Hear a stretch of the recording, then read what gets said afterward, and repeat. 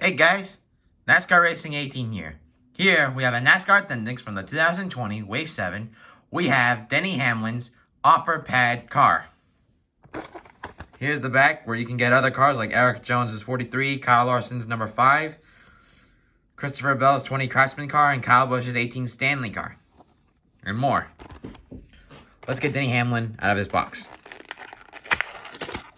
So here's the sticker. And we have Denny Hamlin's OfferPad car.